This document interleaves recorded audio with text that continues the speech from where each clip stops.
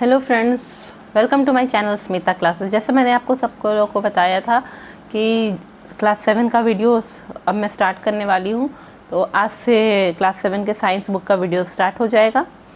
Science book जो class 7 का है वो है फ्यूचर किड्स साइंस। बुक का नाम है फ्यूचर किड्स साइंस और चैप्टर्स तो वैसे ही है जैसे एनसीईआरटी में भी रहते हैं। तो ये जो फर्स्ट चैप्टर है ये है न्यूट्रिशन इन प्लांट्स। तो हम लोग स्टार्ट करेंगे रीड करना। Each living organism requires to carry out basic processes such as reproduction, growth, nutrition, respiration, etc. to maintain life. For carrying out all the life processes, each living organism needs daily supply of energy which is provided by the food consumed by them. Food contains substances that provide nourishment to the body. These are called nutrients. What is nutrition? The process of taking in food by an organism and its utilization by the body is known as nutrition. There are two modes of nutrition in living organisms: autotrophic nutrition and heterotrophic nutrition. In autotrophs, green plants come, whereas in heterotrophs, parasites, saprophytes or saprotrophs, insectivorous plants come. In parasites, there are two types of parasites: partial parasites and total parasites. And in saprophytes or saprotrophs, the example is mushroom, whereas in insectivorous plant, the example is bladderwort. Okay. तो हर एक living organism जो है उसके body में बहुत सारे processes चलता रहता है। जैसे ग्रोथ होता रहता है उसके बॉडी में, न्यूट्रिशन होता है, जो वो खाना खाता है उससे पोषक तत्व वो लेता है, रेस्पिरेशन होता है ना, वो ब्रीथ इन करके वो ऑक्सीजन से जो है अपने फूड को ब्रेक डाउन करके एनर्जी रिलीज़ होता है, रेस्पिरेशन होता है, और रिप्रोडक्शन भी होता है। उसके जैसे न्यू यंग वंस वो प्रोड्यूस भी करता है। ठीक है, तो जितना भी लाइफ प्रोसेसेस है हमारे बॉडी में, या जितने भी ऑर्गेनिज्म, प्लांट्स हो, एनिमल्स हो, इनकी बॉडी में जितना भी लाइफ प्रोसेसेस है उन सबको कैरी आउट करने के लिए उस प्राणी को डेली सप्लाई ऑफ एनर्जी चाहिए, है ना। हर रोज़ ही उसको एनर्जी की ज़रूरत है ताकि उसकी बॉडी का सारा लाइफ प्रोसेसेस अच्छे से चलता रहे। और ये लाइफ प्रोसेसेस के लिए जो एनर्जी चाहिए वो कहाँ से मिलेगा? वो जो फूड कंज्यूम करेगा, खाना कंज्यूम करेगा, उसी से उसको मिलेगा। ठीक है, तो वो एनर्जी उसको, इसलिए हम लोग रोज़ ही खाना खाते हैं ताकि हमको रोज़ एनर्जी मिले। Food contain substances that provide nourishment to the body, है ना। खाने में ऐसे ऐसे पदार्थ होते हैं, ऐसे सब्सटेंस होते हैं जो कि बॉडी को नरिशमेंट देता है, बॉडी को पोषण देता है। ठीक है, और यही जो पोषक तत्व जो होते हैं खाने में, जो कि बॉडी को पोषण देगा, बॉडी की सारी ज़रूरतों को पूरा करेगा, उसको कहते हैं न्यूट्रिएंट्स। ठीक है, तो अब आपसे कोई पूछेगा कि न्यूट्रिशन का डेफिनेशन क्या है, तो आप क्या बोलेंगे कि ये जो प्रक्रिया है, ये जो प्रोसेस है जिससे कि कोई एक ऑर्गेनिज्म खाना ले रहा है और उसे अपने बॉडी में यूटिलाइज़ कर रहा है, उसी को न्यूट्रिशन कहते हैं। खाना लेना, उसको अपनी बॉडी में एनर्जी में चेंज करना, और वो एनर्जी बॉडी यूज़ करके अपना दूसरा लाइफ प्रोसेस चलाए, इसी पूरे प्रोसेस को न्यूट्रिशन कहते हैं। Taking in of food by organism and utilization by the body. अब जितने भी लिविंग ऑर्गेनिजम्स हैं, तो हम लोग के अर्थ पे दो तरह का मोड ऑफ न्यूट्रिशन है, दो टाइप्स ऑफ न्यूट्रिशन है लिविंग ऑर्गेनिजम्स में। एक है ऑटोट्रॉफिक न्यूट्रिशन और एक है हेटरोट्रॉफिक न्यूट्रिशन। तो जो ऑटोट्रॉफिक न्यूट्रिशन है वो तो सिर्फ ग्रीन प्लांट्स ही करते हैं, जो कि अपना खाना खुद ही बनाते हैं। और जो हेटरोट्रॉफिक न्यूट्रिशन है वो बाकी जितने भी एनिमल्स है और ह्यूमन बींग्स है वो सब हेटरोट्रॉफिक न्यूट्रिशन करते हैं। अब हेटरोट्रॉफिक्स में भी तीन कैटेगरी है, एक है पैरासाइट्स, एक है सैप्रोफाइट्स और एक है इंसेक्टिवोरस प्लांट्स। ठीक है, इसके बारे में हम लोग आगे भी पढ़ेंगे। Autotrophic nutrition, the word auto means self and trophos means nourishment. Autotrophic plants make their own food from simple substances like carbon dioxide, water, chlorophyll in presence of sunlight, but the process known as photosynthesis. All green plants and some bacteria are able to prepare their own food and are known as autotrophs. Heterotrophic nutrition, the word heteros means other and trophos means nutrition. Heterotrophic organisms obtain their food from the other organisms. Animals and non-green plants are heterotrophic. Autotrophic mode of nutrition, green plants can make their own food. The synthesis of food takes place in leaves, as leaves are the food factory of the plants. These organisms which can make food themselves from simple substances by the process of photosynthesis are called autotrophs. Photosynthesis, the process by which green plants can produce their own food and energy using carbon dioxide and water in the presence of sunlight is known as photosynthesis. The word process of photosynthesis is photo equal light and synthesis to combine can be summarized as carbon dioxide plus water in presence of chlorophyll and sunlight produces glucose and oxygen, where glucose is food, and then carbon dioxide plus water gives CO2 plus H2O gives C6H12O6 plus O2. In this process, a simple carbohydrate called glucose is produced as food. The glucose is then converted into a complex carbohydrate starch. The starch is stored as food in the various parts of plant. Oxygen gas produced during photosynthesis goes into the air and is utilized by all the living organisms for their survival. ठीक है, तो autotrophic nutrition है। हाँ, word जो autotrophic है, auto का मतलब है सेल्फ, स्वयं करना, अपने से करना। ठीक है, ऑटो का मतलब है सेल्फ और ट्रोफोस का मतलब है नरिशमेंट, यानी अपना पोषण खुद से करना। ठीक है, अपने बॉडी को पोषक तत्व खुद से प्रोवाइड करना, वही है ऑटोट्रॉफिक। ठीक है, सेल्फ न्यूट्रिशन हुआ। तो जो भी ऑटोट्रॉफिक प्लांट्स है, मेनली ग्रीन प्लांट्स है, वो अपना खाना बनाते हैं और उनको खाना बनाने के लिए बहुत ही सिंपल सब्सटेंसेस का ज़रूरत होता है। उनको कार्बन डाइऑक्साइड का ज़रूरत होता है, कार्बन डाइऑक्साइड गैस का, वाटर का ज़रूरत होता है, क्लोरोफिल का ज़रूरत होता है जो कि उनके ग्रीन पत्तों में ही पिगमेंट रहता है, और सनलाइट का ज़रूरत होता है, आसपास जो सनलाइट आ रही है, ये सब की मदद से वो फोटोसिंथेसिस करते हैं। फोटोसिंथेसिस क्या है? लाइट के प्रेजेंस में ये सारी चीज़ों को वो कंबाइन करके अपना खाना बनाते हैं। तो जितने भी ग्रीन प्लांट्स हैं और कुछ कुछ बैक्टीरिया भी हैं, वो सब एबल हैं, वो सब कैपेबल हैं कि वो अपना खाना खुद बना सके। इसलिए ग्रीन प्लांट्स और कुछ बैक्टीरिया को क्या कहते हैं? ऑटोट्रॉफ्स कहते हैं। अब हेट्रोट्रॉफिक न्यूट्रिशन का मतलब क्या है? हेट्रो मतलब अदर है और ट्रॉफिक मतलब नरिशमेंट, यानी दूसरे पे डिपेंडेंट होना अपने नरिशमेंट के लिए, अपने पोषण के लिए दूसरे पे डिपेंडेंट होना, अपने बॉडी को न्यूट्रिशन देने के लिए दूसरे पे डिपेंडेंट होना, वो है हेट्रोट्रॉफिक न्यूट्रिशन। हेट्रोट्रॉफिक ऑर्गेनिज्म जो है वो खाना दूसरे किसी से लेते हैं, चाहे ग्रीन प्लांट से कि दूसरे ऑर्गेनिज्म से लेते हैं। जैसे कि टाइगर है, वो किससे लेगा? वो दूसरे animal, deer, fox, deer, rabbit है ना, ये सब से वो अपना न्यूट्रिशन लेता है। और रैबिट किससे लेगा? वो प्लांट से लेता है अपने न्यूट्रिशन, यानी रैबिट भी एक हेट्रोट्रॉफिक न्यूट्रिशन शो कर रहा है और टाइगर भी हेट्रोट्रॉफिक न्यूट्रिशन शो कर रहा है। ये लोग दूसरे पे डिपेंडेंट हो रहे हैं अपने पोषण के लिए, ठीक है, अपने न्यूट्रिशन के लिए। तो जितने भी एनिमल्स होते हैं और नॉन ग्रीन प्लांट होते हैं, वो पौधे जो हरे नहीं होते हैं, मशरूम टाइप के प्लांट, वो सब हेट्रोट्रॉफिक न्यूट्रिशन करते हैं, अपना खाना खुद नहीं बना पाते हैं।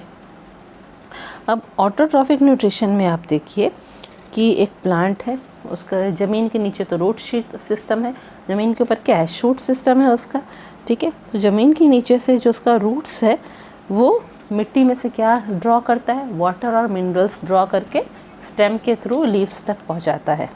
और लीव्स क्या करता है? वो सनलाइट लेता है। लीव्स में एक चीज़ होता है, क्लोरोप्लास्ट कहते हैं, वो क्या करता है? वो सनलाइट लेता है और लीव्स क्या करते हैं? हवा से कार्बन डाइऑक्साइड लेते हैं, ऑक्सीजन रिलीज़ करते हैं। जब वो फोटोसिंथेसिस कर रहे होते हैं उस समय कार्बन डाइऑक्साइड लेता है, क्लोरोप्लास्ट जो है वो सनलाइट लेता है, रूट से मिनरल और वाटर जाता है, और लीव्स में फिर उसके बाद जो है क्लोरोफिल तो रहता ही है, तब वो लोग अपना खाना प्रोड्यूस करते हैं। तो ग्रीन प्लांट्स अपना खाना खुद बनाते हैं, और वो सिंथेसिस ऑफ फूड, खाना का प्रिपरेशन कहाँ होता है उनका? लीव्स में होता है। इसलिए लीव्स को क्या कहते हैं? Food factory of the plants भी कहते हैं। जो ऑर्गेनिज्म अपना खाना खुद बनाते हैं बहुत ही सिंपल सब्सटेंसेस से, सिंपल पदार्थों से, कौन से प्रोसेस है? प्रोसेस ऑफ फोटोसिंथेसिस से बनाते हैं अपना खाना, उन ऑर्गेनिज्म को हम क्या कहते हैं? ऑटोट्रॉफ्स कहते हैं, ठीक है। अब कोई आपको बोलेगा कि फोटोसिंथेसिस का डेफिनेशन दो, ठीक है। तो ये जो फोटोसिंथेसिस है उसमें क्या? फोटो का मतलब होता है लाइट, और सिंथेसिस का मतलब कंबाइन करना, लाइट की मदद में सारे इंग्रेडिएंट को कंबाइन करके खाना बनाना, वही है फोटोसिंथेसिस। तो ये जो पूरा प्रक्रिया है, ये जो पूरा प्रोसेस है, जिससे कि ग्रीन प्लांट्स अपना खुद का खाना बना के अपने बॉडी को एनर्जी दे रहे हैं, ग्रीन प्लांट्स किसकी मदद से? कार्बन डाइऑक्साइड और वाटर की मदद से, और साथ में क्या प्रेजेंट होना चाहिए? सनलाइट प्रेजेंट होना चाहिए। तो इस पूरे प्रोसेस को, making of your own food and producing energy by combining sunlight, by combining water and carbon dioxide in presence of sunlight, this process is known as photosynthesis. अब आपको एक इक्वेशन यहाँ पे दिया है, केमिकल इक्वेशन, उसको पहले वर्ड्स में बताया आपके बुक में, फिर फार्मूला में बताया है। तो वर्ड्स में क्या बोल रहा है, कार्बन डाइऑक्साइड गैस है, वो वाटर के साथ कंबाइन कर रहा है, और उसमें क्या रहना चाहिए, वहाँ पे क्लोरोफिल होना चाहिए जो कि प्लांट के लीव्स में रहता है, ग्रीन पिगमेंट, और सनलाइट होना चाहिए, तब जाके वो क्या बनाता है, वो जो फूड बनाता है वो ग्लूकोज होता है। ठीक है, अपने बॉडी के लिए वो ग्लूकोज बनाता है जो कि उसे फूड के रूप में काम करता है, और ऑक्सीजन साइड प्रोडक्ट निकल जाता है। ठीक है, अब इसको केमिकल इक्वेशन में कैसे बताया है, CO2 + H2O। CO2 carbon dioxide का फार्मूला है, H2O वाटर का फार्मूला है। ये क्लोरोफिल और सनलाइट के प्रेजेंस में जो ग्लूकोज बना है, ग्लूकोज का फार्मूला क्या है, C6H12O6 है, प्लस जो बाई प्रोडक्ट है, साइड प्रोडक्ट क्या है, ऑक्सीजन, जो कि क्या है, O2 है। ठीक है, तो इस प्रोसेस में एक सिंपल कार्बोहाइड्रेट बन रहा है। ठीक है, हम लोग के बॉडी में क्या क्या हम लोग लेते हैं, कार्बोहाइड्रेट, फैट्स, विटामिन, मिनरल, सब कुछ लेते हैं ना। इन लोग के में जो खाना बन रहा है प्लांट्स में, वो एक सिंपल कार्बोहाइड्रेट बन रहा है, जिसको कि ग्लूकोज वो कह रहे हैं, जो कि उसको एनर्जी देगा। ठीक है, एनर्जी गिविंग न्यूट्रिशन उसको मिल रहा है, सिंपल कार्बोहाइड्रेट जो कि ग्लूकोज है। अब जो है फर्स्ट स्टेज में बना तब तो सिंपल कार्बोहाइड्रेट बन गया। ठीक है, उसके बाद जो है वो और रिएक्शन होके एक कॉम्प्लेक्स कार्बोहाइड्रेट बना, और एक बड़ा कार्बोहाइड्रेट बना, जो कि क्या कहलाया, स्टार्च कहलाया। ठीक है, कॉम्प्लेक्स कार्बोहाइड्रेट बना, स्टार्च कहलाया। अब स्टार्च जो है वो प्लांट के अलग अलग पार्ट में फूड के रूप में स्टोर्ड है। ठीक है, अब इसी रिएक्शन के समय क्या होता है, फोटोसिंथेसिस में ऑक्सीजन गैस रिलीज हो जाता है एटमॉस्फेयर में, जो कि बाकी लिविंग ऑर्गेनिजम्स यूज़ करते हैं सांस लेने के लिए। Materials required for photosynthesis. The materials required to carry out photosynthesis are as follows: water and minerals. The roots of plant absorb water and nutrients from the soil with the help of root hairs. Plants have tissues, xylem, through which minerals and water move from the roots upwards to the leaves. Photosynthesis can only occur with the help of water. Carbon dioxide is taken up from the air by the plants. Carbon dioxide from the air is taken in through tiny pores present on the leaves called stomata. Stomata are brown, surrounded by guard cells. The guard cells control the opening and closing of stomata. These are present abundantly on the lower surface of a leaf. Oxygen is released from the stomata as a waste product of photosynthesis from the plant body. Third, chlorophyll. The leaves have a green pigment called chlorophyll that helps it to capture light energy from the sun. It is present in chloroplast. Without chlorophyll, plants cannot use energy of the sunlight to prepare their food. Chlorophyll absorbs light energy from the sun and supplies the energy to leaves to carry out photosynthesis for making food. Chlorophyll is present in some non-green plants also. Only 0.2% of light energy falling on earth is used by plants for photosynthesis. अब है कि क्या क्या materials की ज़रूरत है photosynthesis करने के लिए। ठीक है, तो सबसे पहला जो मटेरियल है वो है वाटर और मिनरल्स। ठीक है, तो वाटर और मिनरल्स कहाँ से मिलेगा, जो प्लांट की जड़ें हैं, रूट्स हैं, ज़मीन के नीचे जो है वहाँ से वाटर को एब्जॉर्ब करती है और वाटर को सोख लेती हैं। ठीक है, और सॉइल में जो न्यूट्रिएंट्स है, जो भी नाइट्रोजन, कैल्शियम, फास्फोरस, जो भी सॉइल में न्यूट्रिएंट्स है उसको भी वहाँ से वो ले लेती है, सॉइल के थ्रू रूट्स में आता है। हाँ, और रूट्स में कैसे आता है, रूट का जो हेयर्स है, फाइबर्स है, उससे वो सब सारे न्यूट्रिएंट को एब्जॉर्ब करके ऊपर प्लांट में पहुंचा देता है। ठीक है,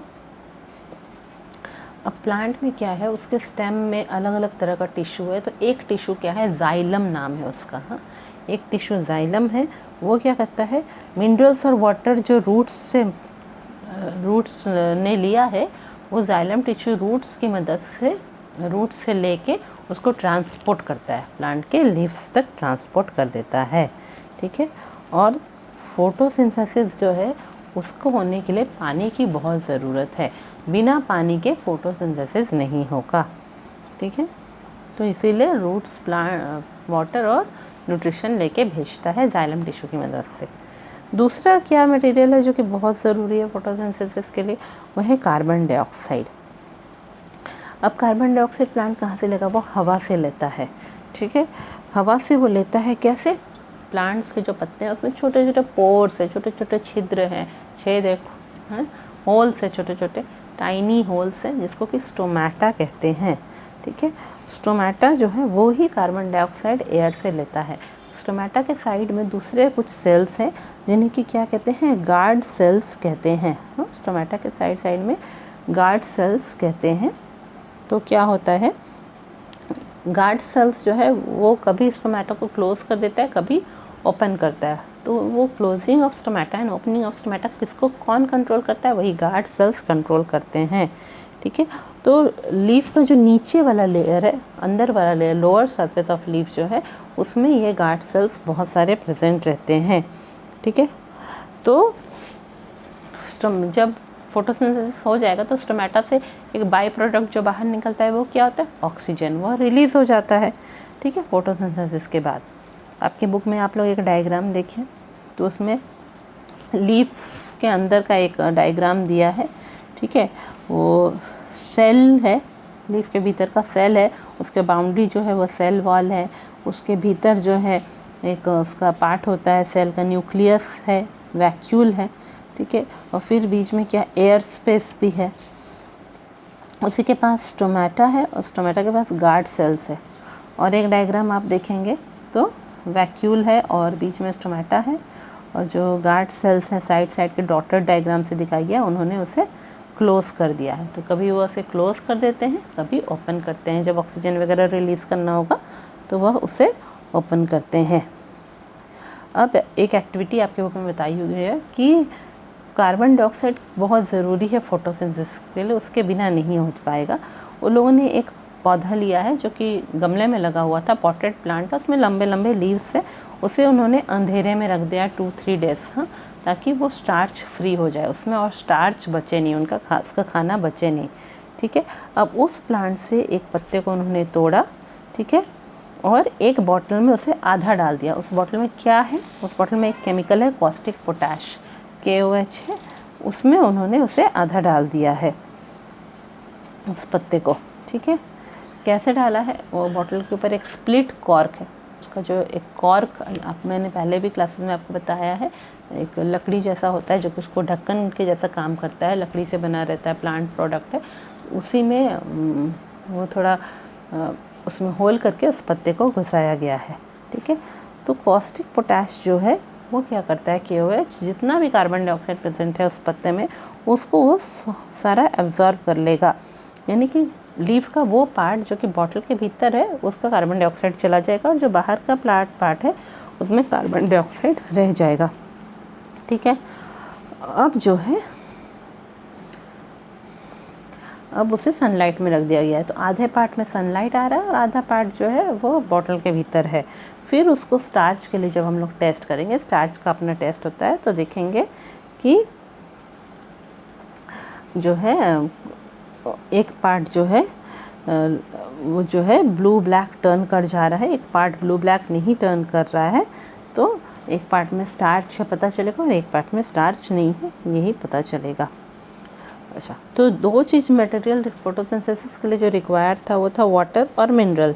ठीक है, इसी तरह थर्ड मटेरियल जो कि रिक्वायर्ड है फोटोसिंथेसिस के लिए वो क्या है, क्लोरोफिल है। लीव्स में एक ग्रीन पिगमेंट होता है, एक ग्रीन सामान होता है, जैसे कि हम क्या कहते हैं, क्लोरोफिल कहते हैं। वो क्या करता है,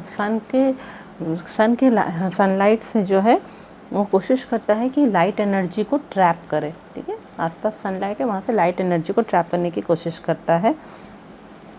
अब वो क्लोरोफिल लीव्स में किस पार्ट में है, लीव्स में एक पार्ट है क्लोरोप्लास्ट, उसमें वो क्लोरोफिल है। बिना क्लोरोफिल के कोई भी प्लांट जो है वो खाना नहीं बना सकता है।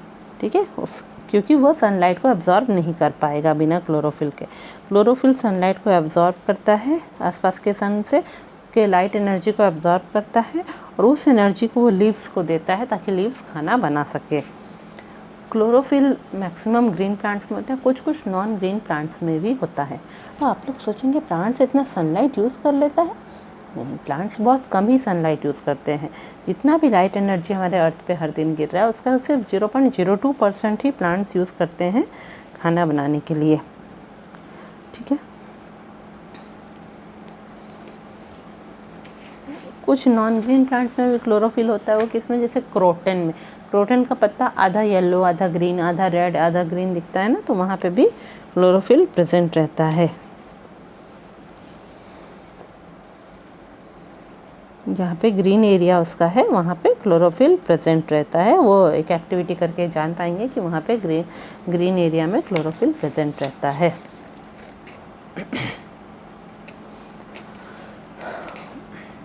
Leaves of various colors. The leaves having colors other than green also have chlorophyll in them. The large amount of red, brown, violet and other pigments mask the green color. So photosynthesis takes place in these leaves also. For example, leaves of some plants such as Scoleus and croton are multicolored. Some pigments other than chlorophyll also absorb light. These are xanthophyll, carotenoids, anthocyanin. These are called accessory pigments. Sunlight. Fourth, the solar energy captured by the leaves with the help of chlorophyll gets converted into the chemical energy of food. This chemical energy gets stored in the form of plant food. Since all the food on this earth is made by utilizing solar energy, therefore sun is the ultimate source of energy for all living organisms. Red Sea is called so because of presence of red-brown algae Trichodosmium erythraeum.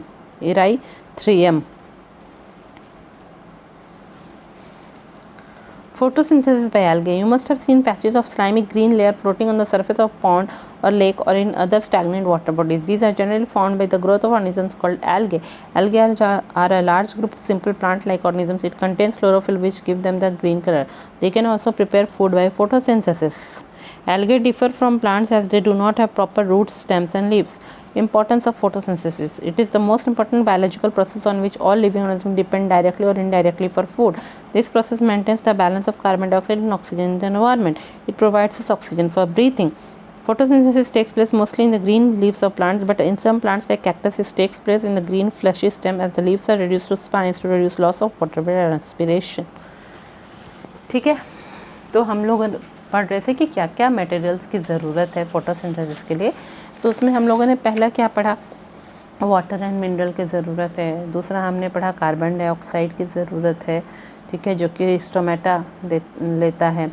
Third है कि chlorophyll की ज़रूरत है, जो कि chloroplast है लेता है, सनलाइट लेके देता है। क्लोरोफिल में जो ये क्लोरोप्लास्ट है उसी में क्लोरोफिल रहता है जो कि सनलाइट को एब्जॉर्ब करता है। अब है कि बहुत सारे पत्ते आपने देखोगे बहुत सारे कलर के भी आते हैं, जैसे क्रोटॉन में आधा रेड आधा ग्रीन आधा येलो आधा ग्रीन ऐसे पत्ते भी आते हैं। तो उन सब में भी जो है बहुत सारे पत्ते होते हैं जिसमें कि रेड ब्राउन वॉयलेट ये सब कलर ज़्यादा होता है और ग्रीन कलर कम दिखाई देता है, ठीक है। पर उनमें भी क्लोरोफिल होता है क्योंकि वो सब उनके ग्रीन कलर के ऊपर ये कलर सब आ जाता है, उसको ढक देते हैं, ठीक है। तो यानी फोटोसिंथेसिस ऐसे पत्तों में भी होता है, जैसे कि कुछ प्लांट जैसे कि कोलियस और क्रोटॉन है वो मल्टी कलर के होते हैं ना, बहुत सारे कलर्स उसमें रहते हैं, ग्रीन येलो थोड़ा रेडिश सब कुछ दिखाई देगा। तो कोई ज़रूरी नहीं है कि सिर्फ क्लोरोफिल ही ऑब्जर्व करे, कुछ कुछ पिगमेंट्स जो अलग कलर के हैं वो भी जो है सनलाइट को एब्जॉर्ब कर पाते हैं और इसीलिए फोटोसिंथेसिस हो पाता है। तो क्लोरोफिल छोड़ के और दूसरे पिगमेंट्स जो कि सनलाइट को एब्जॉर्ब कर पाएंगे उनके नाम क्या हैं, ज़ैंथोफिल, कैरोटीनॉइड्स है और एंथोसायनाइन है, ठीक है। ये सब भी सनलाइट को एब्जॉर्ब करके फोटोसिंथेसिस कर पाते हैं। तो ऐसे पिगमेंट्स को क्या कहते हैं, एसेसरी पिगमेंट्स कहते हैं, ठीक है। अब फोर्थ जो मटेरियल जो कि बहुत ज़रूरत है वो है सनलाइट, ठीक है। सोलर एनर्जी जो है जो कि लीव्स कैप्चर करते हैं किसकी मदद से, क्लोरोफिल जो है वो सोलर एनर्जी को एब्जॉर्ब कर लेता है और वो जब अंदर जाके रिएक्शन करता है किस में चेंज होता है, केमिकल एनर्जी में चेंज होता है। फूड के थ्रू केमिकल एनर्जी रिलीज़ होता है जो कि प्लांट बॉडी यूज़ करता है। केमिकल एनर्जी जो बना वो प्लांट ऐसा नहीं कि एक बार में सारा यूज़ कर ले, उसे वो स्टोर करके अपने पास रखता है, जिसे आप ये कह सकते हैं अपने प्लांट अपना खाने को स्टोर करके रहता है, ठीक है। तो यानी कि जो भी खाना बन रहा है इस पृथ्वी पे सब सोलर एनर्जी को यूज़ करके बन रहा है। इसीलिए बोलते हैं कि सन अल्टीमेट स्रोत है एनर्जी का, सन अल्टीमेट सोर्स है एनर्जी का, सन ही सबसे बड़ा सोर्स है एनर्जी का हमारे पृथ्वी पे, ठीक है। अब जो है एल्गे कैसे फोटोसिंथेसिस करता है। अब एल्गे होता क्या है, आपने कई बार देखा होगा पॉन्ड्स वगैरह के ऊपर जो है, हाँ, तालाब वगैरह के ऊपर जो है ग्रीन कलर का एक लेयर फ्लोट कर रहा होता है जो कि स्लाइमी होता है, मतलब हाथ से आप इसको टच करेंगे तो स्लिप करेगा, ग्रीन पैच जैसा लेयर फ्लोट कर रहा होता है तालाब वगैरह के ऊपर, ठीक है।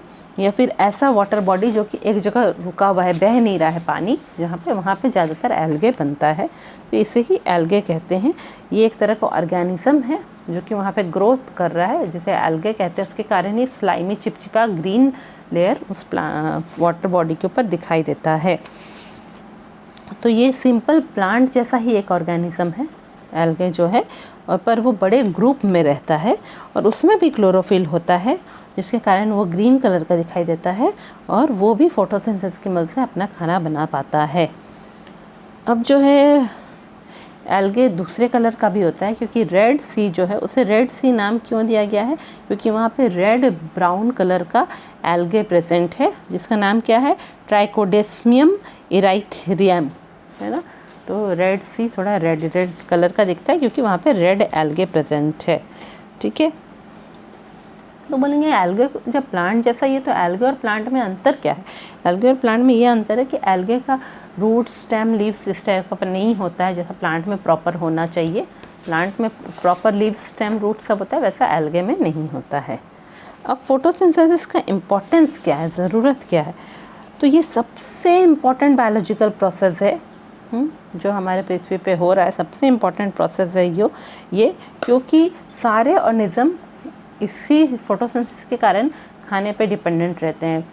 ऑर्गेनिज्म डायरेक्टली प्लांट पे डिपेंडेंट रहता है या इनडायरेक्टली प्लांट पे डिपेंडेंट रहता है खाने के लिए। मैंने आपको रैबिट और टाइगर का एग्जांपल बताया था कि रैबिट प्लांट को खाएगा तब ना रैबिट की संख्या बढ़ेगी जिसे टाइगर खाएगा। यानी कि सारे ऑर्गेनिज्म डायरेक्टली या इनडायरेक्टली प्लांट पे डिपेंडेंट रहते हैं खाने के लिए। और प्लांट कैसे जीवित रहेगा, फोटोसिंथेसिस की मदद से। यानी फोटोसिंथेसिस सबसे इम्पॉर्टेंट बायोलॉजिकल प्रोसेस है, ठीक है। अब इस प्रोसेस से क्या होता है, जो एक्सेस कार्बन डाइऑक्साइड उसको प्लांट यूज़ कर लेता है और ऑक्सीजन को रिलीज़ करता है। तो यानी बैलेंस कार्बन डाइऑक्साइड ऑक्सीजन का ये मेंटेन करके रखता है हमारे एनवायरनमेंट में। साथ ही साथ ये सारे ऑर्गेनिजम्स को ऑक्सीजन प्रोवाइड करता है सांस लेने के लिए, ठीक है।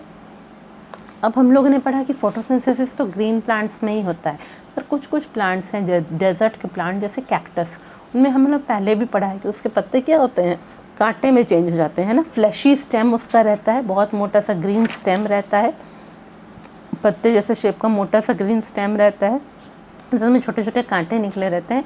क्यों? क्योंकि उसके जो पत्ते हैं वो कांटों में चेंज हो गए हैं, स्पाइन्स में चेंज हो गए हैं।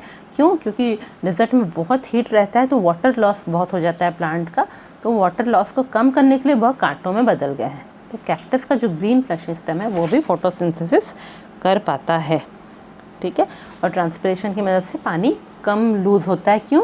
क्योंकि पत्ते जो है वो स्पाइन में चेंज हो गए हैं। तो आज ये पार्ट 1 हुआ हमारे चैप्टर का, ये काफ़ी बड़ा चैप्टर है।